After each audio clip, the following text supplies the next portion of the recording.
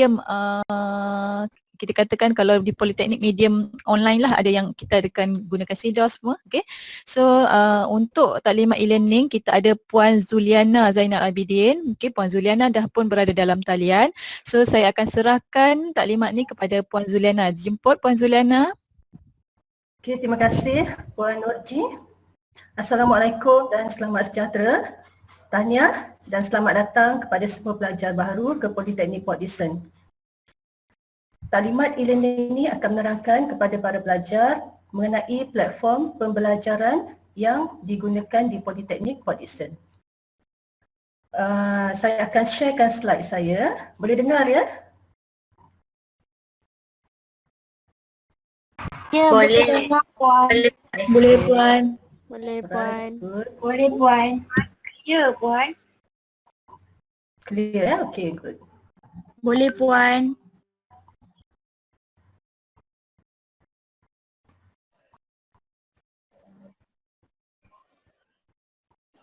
Boleh Puan. Okay, semua nampak slide saya? Nampak Puan. Nampak. Puan. Nampak Puan. Nampak Puan. Boleh ma'am. Okey, terlebih dahulu saya perkenalkan AJK untuk unit e-learning Politeknik Port Dickson ya. So unit e-learning Politeknik Port Dickson terdiri daripada saya sendiri, Puan Zuliana Zainal Abidin sebagai penyelaras dan dibantu oleh Puan Nasriah Haji Adnan, Puan Nurianti Samsudin dan Cik Ili Akila Ismail. Okay, sebagaimana yang kita semua sedia maklum, kurang daripada pandemik COVID-19 ini, semua pembelajaran akan diadakan secara atas talian kecuali bagi kursus yang mempunyai amali ataupun praktikal. Jadi platform utama yang digunakan oleh pensyarah di Politeknik Port Dickson adalah CDOS. CDOS merupakan singkatan kepada Curriculum Information Document Online System. Manakala LMS pula merujuk kepada Learning Management System. CDOS ini dibangunkan oleh bahagian instruksional dan pembelajaran digital Jabatan Pendidikan Politeknik dan College Community. Untuk makluman para pelajar, setiap politeknik mempunyai platform CDOS masing-masing. Walau bagaimanapun, pelajar-pelajar di Poli PD hanya boleh masuk ke LMS Poli PD sahaja. Berikut merupakan fungsi CDOS. Okay, pertama, memudahkan pelajar untuk mengulang kaji pelajaran atas talian kerana semua bahan pembelajaran telah dimuat turun oleh pensyarah kursus masing-masing. Okay, yang kedua, membolehkan pelajar mendapatkan nota daripada pensyarah sama ada dalam bentuk slide PowerPoint, file PDF, website, e-book atau video. Okay, yang ketiga, pelajar boleh melaksanakan dan menghantar tugasan serta kuis secara atas talian. Keempat, pelajar boleh berinteraksi dengan pensyarah secara atas talian melalui perbincangan di forum, chat dan Big Blue Button. Terdapat dua kaedah untuk log masuk ke CDOS. Okey, yang ini anda semua kena dengar betul-betul ya, sebab selepas ini mulai daripada besok anda akan menggunakan platform CDOS ya untuk mendapatkan nota ataupun menghantar tugasan kepada pensyarah kursus anda. Okey, dua kaedah untuk log masuk ke CDOS. Yang pertama, anda boleh masuk melalui URL CDOS. Dan yang kedua, anda masuk melalui laman web Poli PD.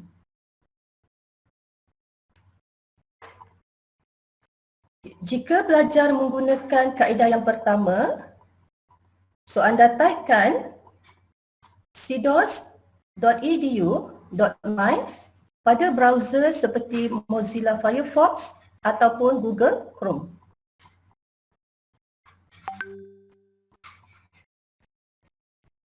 Jika pelajar menggunakan kaedah yang kedua, pelajar boleh masuk ke CIDOS melalui laman web PolyPD iaitu www.polypd.edu.my.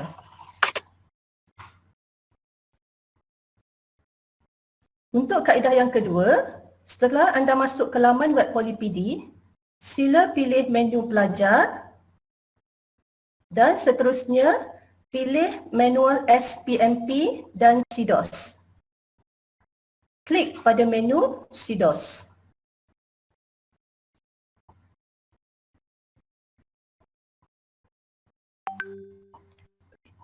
Ini merupakan interface utama CIDOS.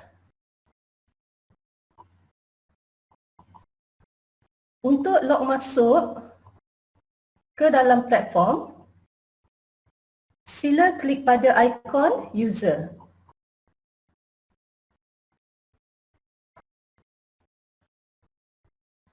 Sila masukkan username dan juga password anda. Secara default, username dan password adalah nombor kad pengenalan anda tanpa ada tanda sengkang. Okay, kedua-duanya adalah sama, password dan juga username. Setelah masuk, nama anda akan terpapar di atas sebelah kanan. So ini bermakna login ke CIDOS telah berjaya. Okay, untuk akses ke platform pensyarah, sila pilih online services dan klik LMS.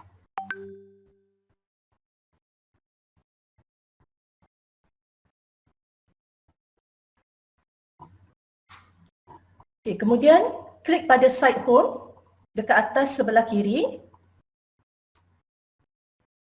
Okay, pilih jabatan pada kos kategori. Okay, suka saya ingatkan di sini, okay, jabatan di sini bermakna jabatan di mana pensyarah kursus anda berada. Okay. Sebagai contoh, jika pensyarah kursus anda berada di jabatan perdagangan, so pilih jabatan perdagangan. Okay. Kalau anda ambil subjek moral ataupun agama, pensyarah itu berada di jabatan pengajian am, pilih jabatan pengajian am. Okay. Seterusnya pilih program. Okay. Program di sini adalah merujuk kepada kod kursus yang anda ambil. Contoh, jika pelajar mengambil kursus di bawah program Diploma Accountancy, pilih Diploma Accountancy. Begitu juga jika pelajar mengambil kursus Diploma Pemasaran. Jadi pilih Diploma Pemasaran. Seterusnya pilih sesi Disember 2020. Kemudian akan terpapar kursus untuk sesi Disember 2020. So pilih kursus dan klik pada button access.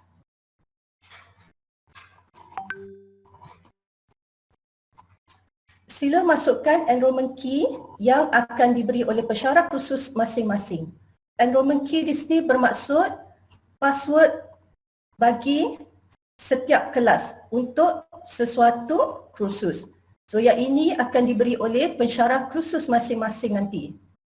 Kemudian selepas anda masukkan enrollment key ataupun password tadi, klik enroll me. Jadi ini merupakan interface platform kursus yang anda telah pilih.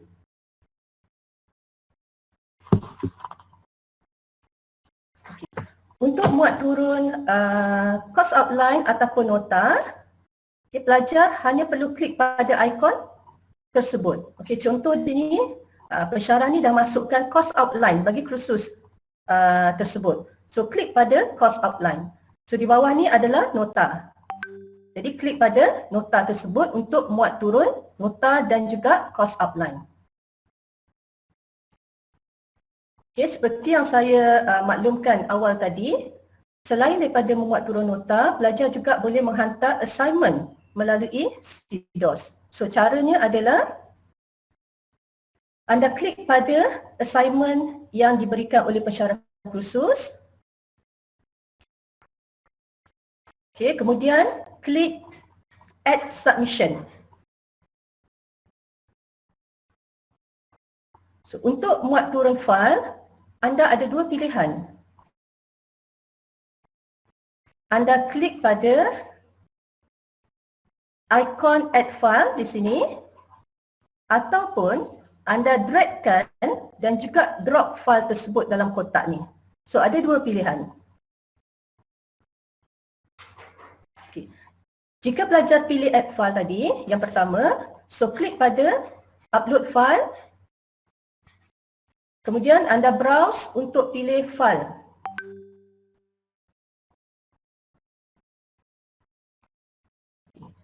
So, pilih file, kemudian klik open.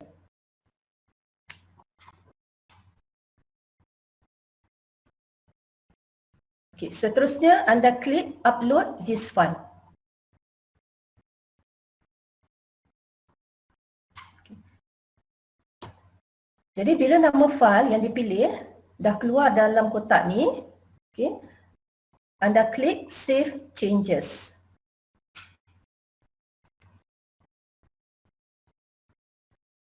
So bila nama file yang dipilih telah keluar seperti yang terpapar ni, bermakna assignment ataupun tugasan anda telah berjaya di-upload.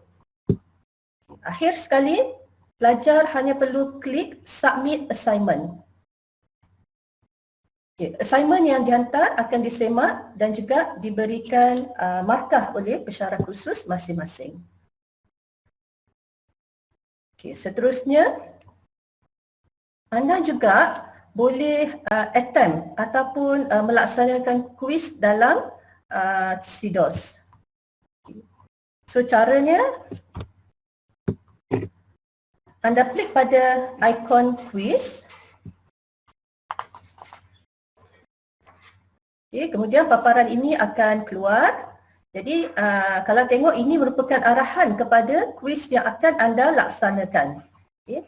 Jadi semua ini akan di setting oleh pensyarah khusus masing-masing.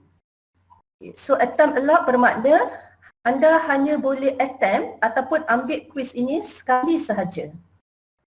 So dinyatakan juga bila kuis ini akan dibuka, iaitu pada 6 Mac 2021 pada jam 11 pagi. Dan kuis akan tutup pada hari yang sama jam 11 malam. So bermakna pelajar ada 12 jam untuk menjawab kuis ini. Tetapi masa untuk menjawab adalah 20 minit sahaja. Jadi bermakna antara pukul 11 pagi hingga 11 malam anda boleh pilih mana-mana masa yang sesuai untuk jawab kuis, tetapi masa menjawab hanyalah 20 minit sahaja. Okay. So bila anda dah baca arahan ini, okay, klik attempt quiz now. So bila anda paparan ini, dia keluar untuk menerangkan kepada anda sekali lagi masa untuk menjawab, iaitu 20 minit. So masa ini akan dikira once pelajar attempt quiz tersebut. So jika anda faham, dah faham arahan, so klik start attempt. Okay, ini adalah contoh kuis yang berbentuk aneka pilihan jawapan. Jadi kita ada banyak bentuk kuis yang boleh disediakan oleh pensyarah khusus, antaranya adalah soalan yang berbentuk aneka pilihan jawapan, betul atau salah, ataupun padan matching. Ya? Jadi ini semua bergantung pada pensyarah khusus. So, kalau anda tengok di sebelah kanan ini, paparan ini menunjukkan bilangan kuis yang perlu dijawab oleh pelajar. So ada 20 soalan objektif. Jadi pelajar kena jawab setiap soalan. Yes. Lepas jawab satu soalan, klik kepada next page. So setelah anda selesai jawab ke semua soalan, jadi status akan terpapar. Okay. Answer save. So kalau anda belum jawab, dia akan keluar not yet answer. So pelajar boleh pergi semula kepada soalan tersebut dan jawab. Okay, setelah selesai jawab semua soalan, klik submit all and finish. Sekali lagi arahan yang sama, keluar sebagai pengesahan. Okay, once you submit, you will no longer be able to change your answer for this attempt. So maksudnya kalau pelajar klik submit and all finish, so pelajar tak boleh lagi betulkan jawapan. Ya, kalau berpuas hati, so klik submit all and finish.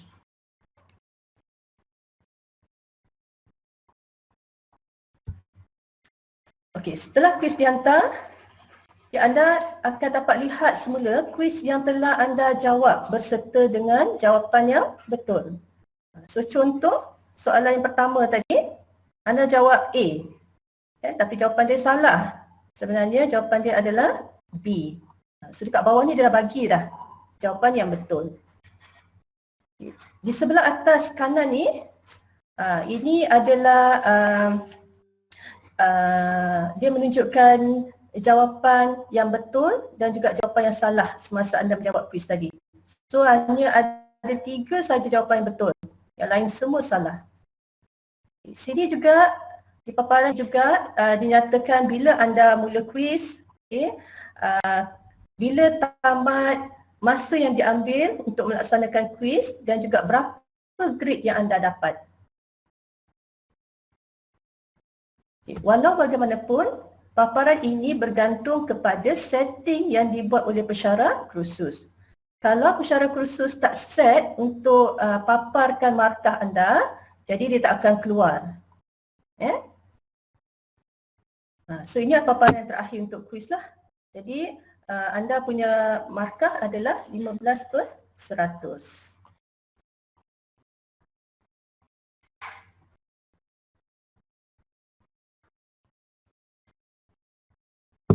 Okey, seterusnya saya juga akan kongsikan kepada anda semua mengenai perisian CAM scanner yang bertujuan untuk memudahkan pelajar scan tugasan hanya dengan menggunakan telefon pintar masing-masing. Okey, memandangkan nanti pensyarah akan minta anda upload tugasan dalam SIDOS, so pastikan tugasan yang anda upload itu dalam bentuk PDF supaya dapat memudahkan pensyarah kursus anda menanda tugasan anda. Jadi untuk tujuan tersebut, anda boleh gunakan aplikasi CAM Scanner. Okey, bagi pengguna Android, anda boleh pergi ke Google Play dan type CAM Scanner. Dan manakala bagi pengguna iOS atau pengguna iPhone, pelajar boleh ke App Store dan cari CAM Scanner. Setelah selesai download, pelajar akan mempunyai aplikasi seperti yang dibulatkan ni, ya, di telefon pintar masing-masing.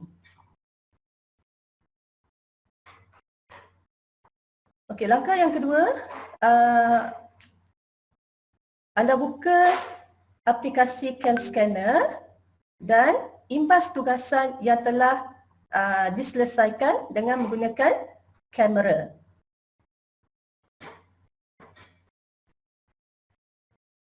Okey. Pelajar boleh crop mana-mana bahagian tugasan yang dikendaki. Okey, kemudian setelah selesai crop, klik pada ikon betul ni. Ya, tanda right ni. Okey. Pelajar diberi pilihan sama ada nak save ataupun nak kongsi ataupun upload bahan tersebut. Okay, jika pelajar ingin simpan bahan ke dalam galeri, sambungkan telefon pintar anda ke laptop atau PC melalui sambungan USB.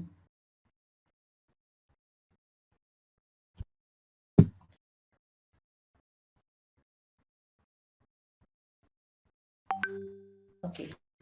So demikianlah penerangan ringkas mengenai platform SIDOS yang akan digunakan oleh para pelajar sepanjang semester ini.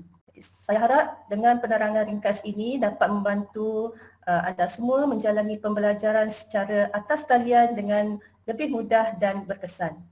Jadi jika terdapat sebarang pertanyaan, pelajar bolehlah berhubung dengan mana-mana pegawai e-learning di jabatan seperti yang saya tunjukkan di slide ini. Ya. Okey, itu saja untuk taklimat ringkas e-learning pagi ini. Sekian, Assalamualaikum warahmatullahi wabarakatuh.